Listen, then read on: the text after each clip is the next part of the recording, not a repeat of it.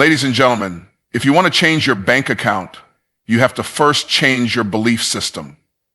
Let me be clear. Money is not the root of wealth. Mindset is. Your external results are nothing but a reflection of your internal programming. That means if you're living in lack, if you're stuck financially, it's not because of the economy. It's because of your philosophy. Consistency creates momentum because every action you repeat sends a signal to your brain and your circumstances that you're serious. Most people think success is about massive action once in a while, but in truth, success is about small, intentional action repeated over time. The more you do something, the more natural it becomes. And once something becomes natural, it becomes powerful. Momentum is not magic, it's a reward for discipline. It's what happens when you decide to keep showing up even when the reward hasn't yet shown up. Imagine pushing a heavy flywheel. At first you push and it barely moves. You push again, still no major progress. You push again and again and again. Then one day it starts to spin. Slowly at first and then with greater speed. That's how consistency builds momentum. Most people quit in the push stage. They never give the wheel enough force to turn. But those who stay, who push day in and day out, start to see results that others call lucky or blessed, when really it was consistency paying off. In life, energy follows focus. And when you commit to something consistently, you begin to direct energy like a laser. That focused energy breaks resistance. Consistency is what trains your mind to stop being scattered and start being structured. When you do something daily, your brain adapts to it. Your internal systems start aligning with your external efforts. Your thoughts become more organized. Your confidence begins to grow. You no longer need to ask yourself if you're capable. You've proven it to yourself by doing it. And here's the beauty of momentum. Once it kicks in, it starts working for you instead of you always working against friction. It's like rolling a boulder downhill after pushing it uphill for months. The resistance is still there, but it's no longer dominating the experience. That shift is what separates the struggling from the successful. A lot of people wait for momentum before they act. They want motivation to strike before they start moving. But that's not how it works. Momentum is born out of movement. It's the byproduct of discipline. That means you don't wait to feel like it, you make yourself move. And the movement itself creates the motivation. It's the law of inertia in motion. Objects at rest tend to stay at rest, and objects in motion tend to stay in motion.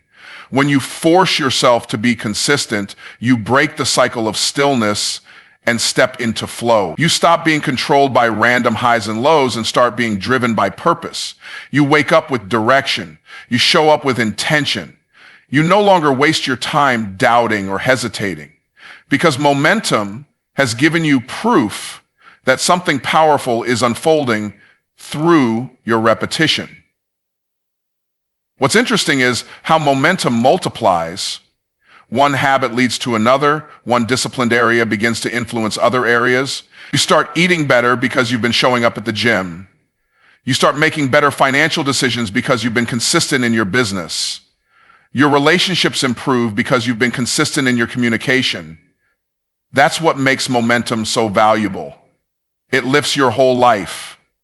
And because it took work to build, you become more protective of your time, more mindful of your decisions, more alert to distractions. Momentum breeds maturity. It doesn't just make you successful, it shapes you into someone worthy of success. Feelings follow actions, not the other way around. And this is one of the most misunderstood truths in personal development. Most people live their lives backwards. They wait to feel motivated before they move, inspired before they act, energetic before they start. But the reality is, action is what awakens emotion. Discipline creates the feelings you think you need in order to begin. When you force yourself to act regardless of how you feel, something shifts inside of you. You prove to yourself that your emotions are not the authority. You declare that your purpose is more powerful than your mood. You override the weakness of how you feel with the strength of what you know. And in doing so, you unlock a version of yourself that is disciplined, decisive, and driven by vision rather than impulse. Most of the time, people let their feelings become the gatekeepers of their future. If they feel tired, they sleep. If they feel unmotivated, they scroll. If they feel discouraged, they quit. But successful people learn to feel those same emotions and still move forward. They don't need to be in the right mood to do the right thing. They understand that waiting for the right feeling is a form of procrastination dressed in emotional language. So they decide to act. And as they act, clarity comes, confidence comes, passion comes. It doesn't come before the action, it comes after. If you sit around waiting to feel like doing what you need to do, you'll wait forever. But if you get up, put your feet on the ground, and take the first step, that step becomes the trigger for your emotions to catch up with your purpose. There's power in movement. There's transformation in simply deciding that today, no matter how I feel, I'm going to do what needs to be done. Feelings are temporary, but results are permanent. You may not always control your emotional state, but you always control whether or not you obey it. The challenge isn't about whether or not you have low days. Everyone does. The challenge is what you do on those low days. And if you choose to act anyway, you begin to condition yourself for greatness, because now you're not building your life on emotion, you're building it on intention. You're building it on values. You're building it on principles that don't change when your mood does. This is where emotional maturity begins to grow. Instead of chasing highs, you create habits. Instead of being led by circumstances, you're led by conviction. You know what needs to be done, and you refuse to let momentary discomfort keep you from doing it. You understand that you don't need to feel powerful to take powerful steps. You just need to take the steps, and power will meet you there. This is how real momentum is built. This is how consistency is formed. And this is how success becomes not something you chase, but something you attract by the kind of person you've trained yourself to become through repeated action. When you shift from being emotionally reactive to being intentionally active, you take back control of your day. Your schedule no longer serves your feelings, it serves your future. You wake up and operate from principle, not preference. You discipline your body to follow your decisions. You master your mindset by mastering your movements. And soon enough, what used to be forced becomes natural. What used to be difficult becomes normal. That's because action is not just something you do. It's something that transforms who you are. Every time you move in spite of emotion, you send a signal to yourself that you are not weak, you are not stuck, you are not a victim of your feelings. You are someone who leads your life with purpose, and you invite your emotions to follow your example, not dictate your destiny. Your identity is shaped by your habits, because what you do consistently is a louder statement about who you are than what you say occasionally. Most people believe identity is something fixed, something you're born with, or something that forms based on your environment, but in reality, identity is molded and reinforced by repetition. When you consistently act a certain way, your brain begins to internalize that behavior as part of your identity. If you keep showing up early, your mind begins to accept, I am a punctual person. If you keep completing your goals, you begin to believe, I am a disciplined person. If you repeatedly allow distractions to steal your time, your mind adopts, I am someone who lacks focus. Identity is not just what you believe about yourself, it's what your actions have taught your brain to believe about you. Every time you make a choice, you are casting a vote for the type of person you want to become. The more votes you cast in one direction, the stronger that identity becomes. You can't expect to build the identity of a committed person with inconsistent behavior. You can't expect to see yourself as a leader if you habitually avoid responsibility. But when you consistently practice what you preach, your self-perception changes. You begin to develop integrity with yourself.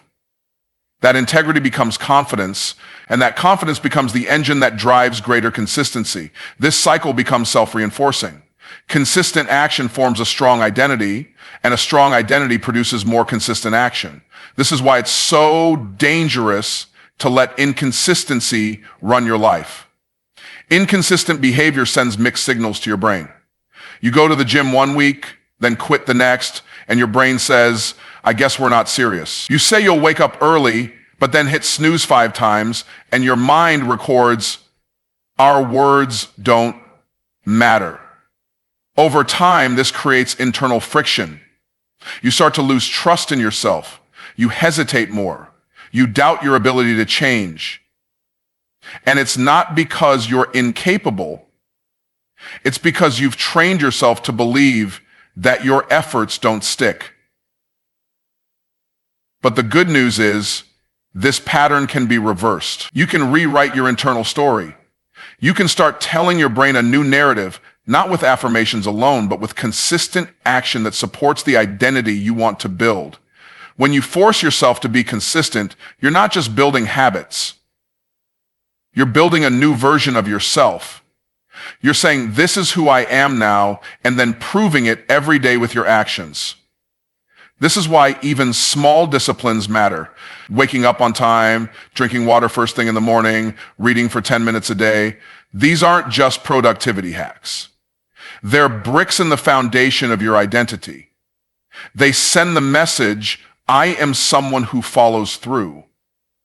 And once you see yourself that way, you begin to act accordingly.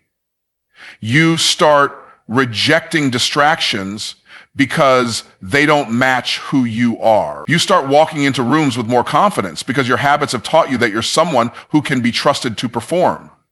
You must understand that identity is not passive. It's active. It's something you shape intentionally, not something you wait to be revealed. You don't find your identity. You form it through your repeated behavior. So if you want to become a leader, start acting like one. If you want to become a person of discipline, do what disciplined people do. And don't wait for a major transformation to begin living like that version of yourself. Start where you are, with what you have, and commit to becoming consistent in the small things. Over time, the repetition of these small things will lead to a massive internal shift.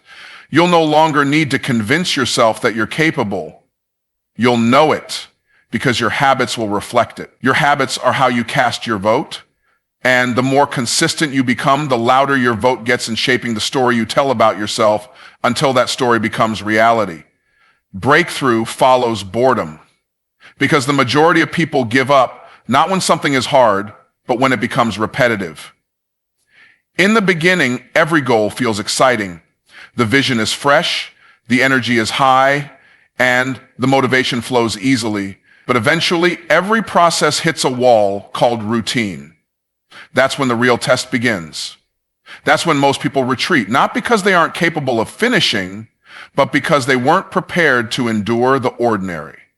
They thought success would always feel exciting, but real success is built in the boring parts, the parts no one claps for, the moments when no one is watching, the days when it's just you versus your own excuse. If you only work hard when it's thrilling, you'll never become excellent. True excellence is born in the moments of monotony where you choose to continue without applause, without attention, and without immediate results.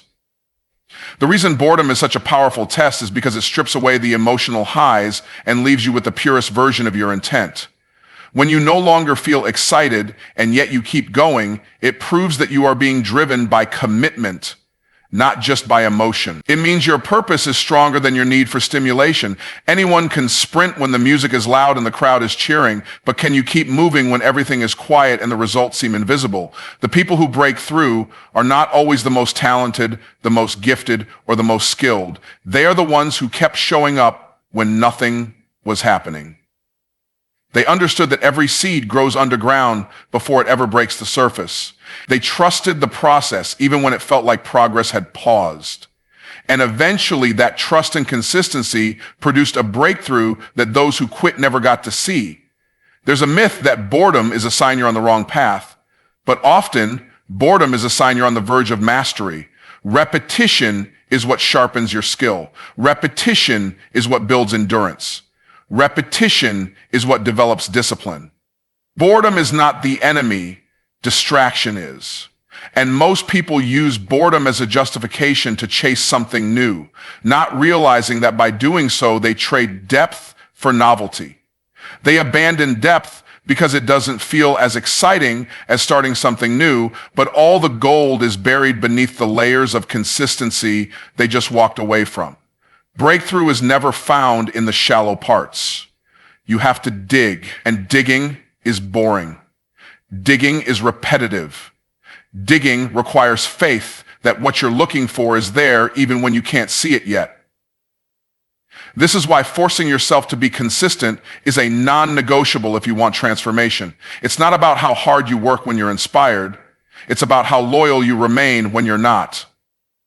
Loyalty to your discipline in the dull moments is what gives birth to brilliance in the visible ones. Athletes who train day after day, practicing the same drills over and over, don't do it because they enjoy boredom. They do it because they know mastery is hidden inside that monotony. Business owners who review the same metrics, make the same calls, run the same systems, they're not doing it for entertainment. They're doing it because excellence requires repetition beyond emotion. The repetition becomes the ritual, and the ritual becomes the refinement. It's easy to underestimate the power of the boring stuff because it doesn't give immediate reward. But that's the deception. The reward is accumulating under the surface the whole time. Your breakthrough is being built by every boring decision you choose to honor. Every time you repeat the same discipline, you're stacking bricks. And one day, when the wall rises high enough, people will call it success, but you'll know it was built with daily boredom that you refuse to run from. Instead of chasing new, you chased growth. Instead of needing excitement, you pursued excellence. And when the breakthrough comes, it won't be because of the few days you felt like working. It'll be because of the countless days you didn't feel like it, but did it anyway. Success responds to structure because structure creates the framework for results to grow. Without structure, your goals remain ideas floating in the realm of potential. Structure turns that potential into practice. It organizes your time, disciplines your behavior, and provides the rhythm required for consistency to take root. Most people are not failing because they lack ambition. They're failing because their life lacks order. Structure gives purpose a place to live. It tells your goals when to show up, how to grow, and what gets priority. Without a system, even the most brilliant strategy will collapse under the weight of chaos. Success doesn't show up where there's confusion. It shows up where there's clarity, and clarity lives inside of structure. When you structure your day, you tell time how to serve your future. You no longer wander through your hours hoping things will work out. You wake up with intention and move with precision. You know what deserves your energy and what doesn't. You stop negotiating with distractions because your priorities are already defined. That's what structure does. It removes the guesswork and gives you a repeatable system for excellence. Most people lose their battles in the small cracks of their day, not because they're lazy, but because they didn't assign those moments a purpose. Structure closes those cracks. It makes every moment accountable to your calling. You're not just busy, you're productive because your time now has a destination. The enemy of structure is emotional living. When your days are ruled by mood instead of a mission, your schedule becomes unstable. You feel productive one day and aimless the next. You sprint for a week, then burn out. But when you build structure, you remove that volatility. You create a plan that works even when you don't feel like working. You build a foundation strong enough to carry you through your weaker moments. Discipline inside of structure becomes your backup generator when motivation fails. And it will fail sometimes. Structure doesn't rely on you always being inspired. It relies on you being intentional. Think about a building without blueprints. No matter how passionate the builder is, without a plan, the structure won't stand. Your life is the same. You can have vision, but without a system, that vision remains a fantasy.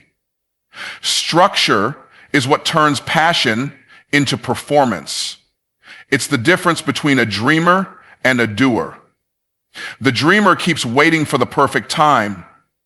The doer creates a system that makes time obey their purpose. Structure becomes the invisible hand that guides your actions in the right direction over and over again until success is no longer an accident. It's the logical outcome of your design. When you force yourself to be consistent within a structured environment, your habits begin to evolve. You start recognizing patterns, optimizing routines, and building efficiencies. You eliminate waste and focus on what matters most. Structure helps you refine not just what you do, but how you do it. You move from effort to efficiency, from chaos to clarity, from good intentions to actual impact.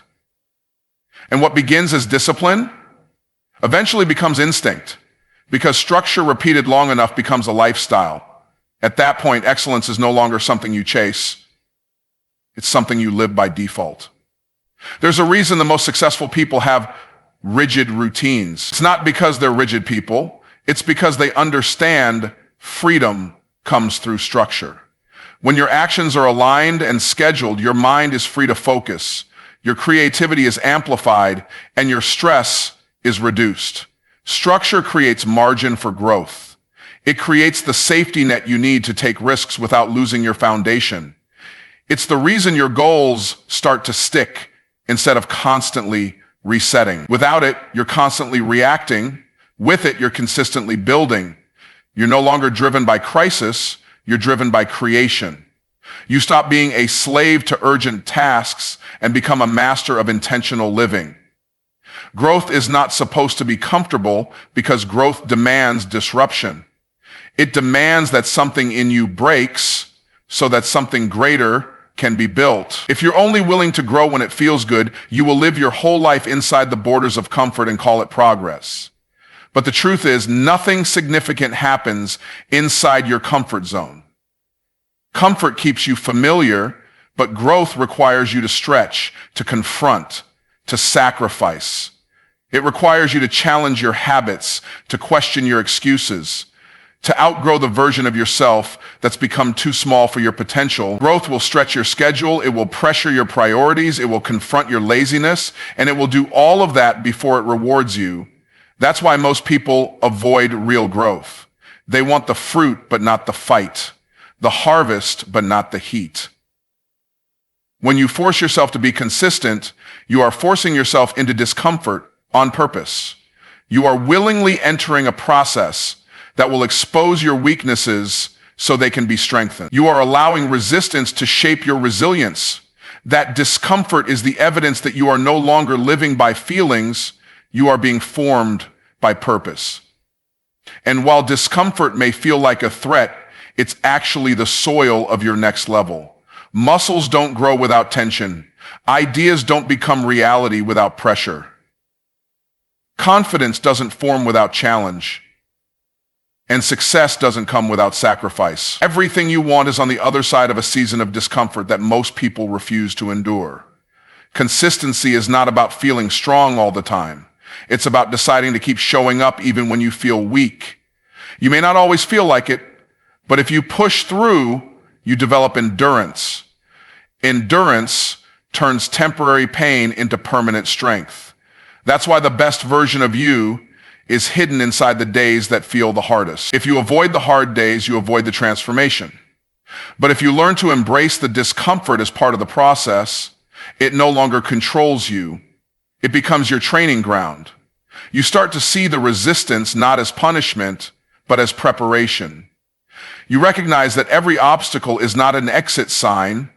It's a weight to lift, a fire to refine you, a mirror to show you what needs to change. Pain without purpose is suffering, but pain with purpose is growth. Suffering with purpose is growth. Suffering with purpose is growth. Suffering with purpose is growth. When you assign meaning to your discomfort, it becomes easier to endure. You're no longer just grinding, you're growing. You're not just going through it, you're becoming someone because of it. That mindset shift turns frustration into fuel. It teaches you to outlast discouragement, to endure setbacks, to outwork procrastination. You stop needing ease and you start pursuing excellence. Because now you understand that your destiny is bigger than your desire for things to be easy. that your desire for things to be easy, you weren't made for convenience, you were made for contribution. And that contribution will cost you something. It will cost you comfort. It will cost you excuses. It will cost you temporary pleasures, but it will give you purpose, fulfillment, and legacy in return. Growth requires sacrifice, and consistency is the proof that you're willing to pay that price. You don't become great by doing what's easy. You become great by doing what's necessary. And that includes pushing yourself when no one's watching, correcting yourself when no one holds you accountable, and continuing to build when you're not sure anyone will notice. Greatness isn't a feeling. It's a decision backed by discipline. And that discipline is forged in discomfort. Every day you choose to be consistent in the face of resistance, you move one step closer to becoming the person you were created to be. You stop being reactive and start becoming responsible for your own evolution. You stop blaming and start building. You stop waiting and start working. You embrace the pain because you understand the payoff. You embrace the struggle because you've seen what it produces. And once you taste the strength that comes from consistency through discomfort, you'll never want to live any other way. The true power of consistency is not in what you do, it's in who you become. When you force yourself to be consistent, you stop living life by emotion and start living life by decision. You begin building a foundation so strong that even when motivation fades, momentum carries you. Through structure, through repetition, through discomfort, and through discipline, you transform your identity at the core. You're no longer the person who just talks about goals. You become the person who finishes what you start. To build character in private that shows up in public, you create habits that outlast circumstances. You stop needing permission and start producing results. Because every act of consistency is a vote for your future, and when those votes add up, the world doesn't just see your progress, they feel your presence. Consistency makes you dependable, and in a world full of noise, that makes you powerful.